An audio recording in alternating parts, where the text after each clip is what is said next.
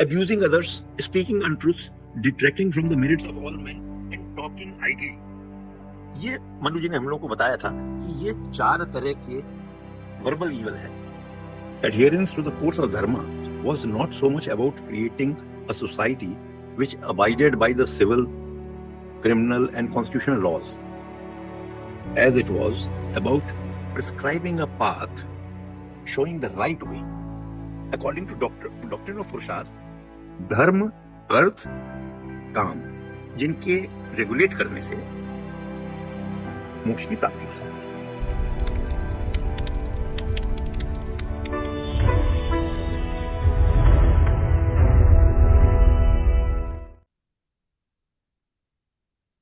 सभी दर्शकों और श्रोताओं को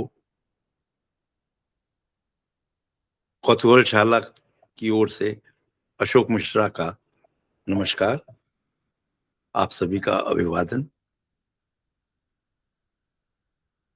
आज का एपिसोड धर्म सीरीज का 5वां और अंतिम एपिसोड है. आइए हम धर्म पर चर्चा फिर से प्रारंभ करें. एक मूल प्रश्न ये उठता है कि what is the aim of dharma. तो धर्म का संक्षिप्त में अगर एक शब्द में उत्तर दिया जाए तो धर्म का एम है मोक्ष प्राप्ति. Adherence to the course of dharma was not so much about creating a society which abided by the civil, criminal, and constitutional laws, as it was about prescribing a path showing the right way, following which, and this is the important part, following which everyone, every single member of the society could achieve moksha. Dharma was not an end itself. It was the method, the operating instruction to achieve this aim. Freedom from the cycle of birth and death, जो पुनर्जन्म, जो सनातन धर्म का एक बड़ा important pillar है, तो ये उससे बाहर निकलने का रास्ता और मोक्ष की प्राप्ति. तो ये तो धर्म का एम हुआ. अब इस धर्म के एम को कैसे प्राप्त किया जाता था, क्या चीज प्रेस्क्राइब की गई, ये बहुत एक इंपॉर्टेंट चीज है देखने वाली कि सनातन धर्म में ये नहीं कहा गया कि आपको डिजायर इविल है और डिजायर की प्राप्ति करना कोई बहुत खराब चीज है. मैं आपको एक दफा फिर से मनु जी ने जो कहा था आज से 2,500-2,500 वर्ष पहले, उसकी ओर ले जाता हूं. मनु जी ने ये कहा था कि not a single act here मतलब इस धरती पर appears ever to be done by a man free from desire. तो डिजायर को उन्होंने ट्रिगर बताया हर एक्शन का. अब डिजायर को उन्होंने ऐसा नहीं कहा कि ये इविल है और इसको छोड़ दो और उसके लिए यही सब चीज की जड़ है, ये जरूर कहा. उन्होंने ये कहा कि इस डिजायर के रहते हुए भी, recognising that it is desire is inevitable, मोक्ष की प्राप्ति करो. अब स्वाभाविक प्रश्न है कि फिर मोक्ष की प्राप्ति कैसे होगी.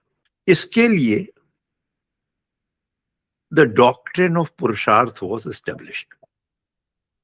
Doctrine of Purusharth is one of the most wonderful doctrines in Sanatana Dharma. Now, this doctrine says, yes, it recognizes कि सब में, प्रत्येक व्यक्ति में अर्थ को प्राप्त करने की कामना रहेगी, उसमें काम रहेगा.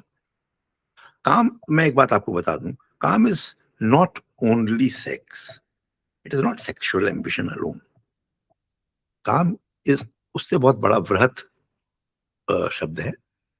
तो चीजों को प्राप्त करना, भौतिक जगत में भौतिक वस्तुओं को प्राप्त करना, चाहे वो धन हो, चाहे बढ़िया पेंटिंग हो, कार हो, घर, गाड़ी, बंगला, नौकर चाकर, ये सब उसमें आते हैं. इनको प्राप्त करने की लालसा. तो जो ये डिजायर है, उन्होंने कहा कि ये इनएविटेबल है, और इन सब के रहते भी मोक्ष मिल सकता है. कैसे रह सकता है वो? अगर मोक्ष प्राप्त करना है, वो that was explained in doctrine of पुरुषार्थ. अकॉर्डिंग टू डॉक्ट्रिन ऑफ पुरुषार्थ, धर्म, अर्थ, काम, ये तीन हैं जिनके रेगुलेट करने से मोक्ष की प्राप्ति हो सकती है. तो हर अर्थोपार्जन आप कीजिए इस जीवन में, पर अर्थोपार्जन केवल राइटियस वे से करना है. किसी की आपको पेंटिंग बहुत अच्छी लगी, तो आप जाकर के उसको चुरा मत लीजिए, बल प्रयोग से उसको मत उठा लाइए. उसको एक्वायर करने के लिए जो राइटियस कोर्स है, जो धर्म का मार्ग है, उस पर चल के उसको प्राप्त कीजिए. Then you will be able to enjoy such acquisition. Any acquisition of wealth through which is acquired through righteous course not only satisfies the person who has acquired it, the acquirer that is, but it ensures कि कोई conflict नहीं होता, क्योंकि आपने किसी से कोई चीज छीनी नहीं, किसी को धोखा देके उसकी चीज ले ली. तो इस प्रकार से की हुई जो भी काम में को संतुष्ट करने की जो तरीका बताया, जो विधि है धर्म के मार्ग पर चल के थ्रू राइटियस कोर्स, उससे आप अर्थ और काम दोनों को परसू करिए, तो कोई कंफ्लिक्ट नहीं होगा, सोसाइटी में हार्मनी बनी रहेगी, और आप भी अपनी लाइफ में जो डिजायर्स हैं उनको उनकी संतुष्टि कर पाएंगे. So dharma was design to deliver two results simultaneously, and this dual delivery is what made it so durable. तो एक तो हो गया अभ्युदय, ये जो ड्यूअल चीज है क्या है? एक हो गया अभ्युदय. अभ्युदय is worldly prosperity, social order and absence of conflict. और दूसरा हो गया निःश्रेयस. अब निःश्रेयस में क्या है कि हाईएस्ट गुड और स्पिरिचुअल लिबरेशन, इन दोनों को साथ साथ रख के चलना, ये था डॉक्ट्रिन ऑफ, जो मैंने भी जैसा डिस्कस किया, पुरुषार्थ. देखिए, वैशेषिक सूत्र में बहुत सुंदर बात कही गई है. यतो अभ्युदय निःश्रेयस्य सिद्धि स धर्म, that which leads to prosperity and to the highest good, that is dharma. तो अब डिजायर को, काम को प्राप्ति अलाउ की गई, पर रेगुलेट कर दी गई। वो केवल धर्म के मार्ग पर चल के ही प्राप्त करना, ये एक उसमें इंपॉर्टेंट कंडीशन बना दी गई। और धर्म कैसे, क्या है और कितने प्रकार के हैं और कैसे फॉलो करना, ये सब हम लोग पहले ही उसकी चर्चा कर चुके हैं। जो ये अप्रोच है, this contrast with modern legal systems. Now modern legal system, जो मॉडर्न सोसाइटीज हैं वर्ल्ड ओवर, वो क्या है? They have a charter of liberty, collection of laws, and that is where the role of modern state ends. धर्म, अब ये बड़ा important difference है, dharma prescription covered all this, that means charter of liberty भी है, कलेक्शन ऑफ लॉज भी है, but it goes beyond it to the spiritual territory. So whereas the modern state stops at the boundary of individuals' behavior towards others, dharma continues and goes beyond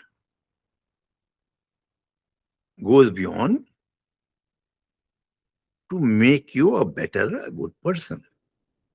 अब ये सब कैसे होगा? Individual पे छोड़ दिया जाए? इंडिविजुअल तो डाइग्रेस करेगा, तो उसको अकाउंटेबल बनाया गया, राजधर्म बनाया गया, राजधर्म बनाया गया, जो जिसको अकाउंटेबल करना था उसको, तो राजा या राजन के अंडर में ये इंश्योर करना था, राजा राजन का काम, कि धर्म का पालन हो रहा है, लोग अपने अपने काम की पूर्ति राइटियस कोर्स फॉलो करके परसू कर रहे हैं, और जो इससे डाइग्रेस कर रहे हैं उनको दंड का विधान था, उनको प्रायश्चित करना था, दंड था, ये था। तो एक राजा और राजन को बना दिया गया इसके लिए अकाउंटेबल, इसका इंचार्ज। अब समस्या यह है कि राजा स्वयं कैसे रेगुलेट होगा? क्या वो इसके बियॉन्ड होगा? नहीं, हम इसकी चर्चा पहले कर चुके हैं। बड़ा विस्तृत राजधर्म प्रिस्क्राइब किया गया, और राजा को भी अपना धर्म एक एक स्टेप फॉलो करना था।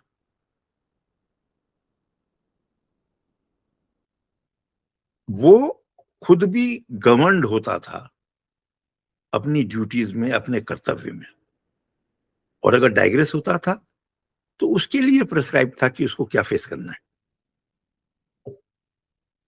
यह बहुत होलिस्टिक सिस्टम था, और प्रत्येक व्यक्ति और समाज जब इस डॉक्ट्रिन ऑफ पुरुषार्थ पे चलता था, तो अर्थ और काम की प्राप्ति धर्म पर चल के अगर वो करता था, तो जो अल्टीमेट एम था, जो हमने शुरू में डिस्कस किया, मोक्ष प्राप्ति, वो उसको मिलती थी। तो ये this is in brief description of पुरुषार्थ, कि कैसे मोक्ष की प्राप्ति की जाए, और साथ ही साथ जो काम में है, जो अर्थ और धर्म, अर्थ और काम है, उसको भी परसू किया जाए। अब चलिए हम अगले इंपॉर्टेंट प्रश्न की ओर चलते हैं, कि ठीक है, ये आज से 2-2.25 वर्ष पहले ये सब लिखा गया और लोग ऐसा करते थे, पर इसका रेलेवेंस, धर्म का रेलेवेंस और पुरुषार्थ का रेलेवेंस आज के युग में, आज के समय में क्या है? इसका आज के समय में उस समय से कहीं बढ़ के रेलेवेंस है। ये बात बहुत समझने की है कि हम लोग अक्सर बात करते हैं कि अरे ये सब पुरानी चीजें, नहीं नहीं नहीं, ये आज उस समय से ज्यादा रेलिवेंट है। कैसे? चलिए हम इस पर चर्चा करें। सबसे पहली चीज कि for a common man today, success का क्या पर्पज है ठीक है कि अगर वो अपनी इनकम मैक्सिमाइज करने में बड़ा सक्सेसफुल हो गया, अपना स्टेटस एलिवेट करने में बड़ा सक्सेसफुल हो गया, उसने सब भौतिक चीजों का संग्रह कर लिया, बड़ा घर ले लिया, towards what and? Nobody tells him why he needs so much. Nobody tells him how much he needs and when it is enough. Purusharth is a model which tells him that earn and enjoy. काम की पूर्ति करो, but through a filter. And what is that filter? That filter is of dharma. So long as you acquire these things by treading the path, treading the righteous course. दूसरा जो इसकी relevance, बड़ी relevance है, ये ethical पुरुषार्थ जो है, यह एथिकल मार्ग बताता है, importance of ethics in all actions. कैसे? अब देखिए, कहीं भी वो ये नहीं कहता कि रिलीजन या थियोलॉजी की जरूरत है, या आप उसमें विश्वास, भगवान में विश्वास रखिए। अरिषद वर्ग का अगर आपको जो वीकनेस है, जो दोष हैं, अगर उनसे दूर रहना है, तो उसके लिए you don't have to believe in God, you don't have to do rituals. काम, क्रोध, मोह, लोभ, मद और मत्सर्य, जो ये 6 दोष हैं, ये बताया गया कि दे रेक ह्यूमन लाइफ्स, और ये सब हम अनुभव करते हैं। अगर बहुत क्रोध है तो कार्य बिगड़ते हैं, संबंध बिगड़ते हैं, हार्मनी बिगड़ती है, चाहे घर हो, ऑफिस हो या समाज में हो।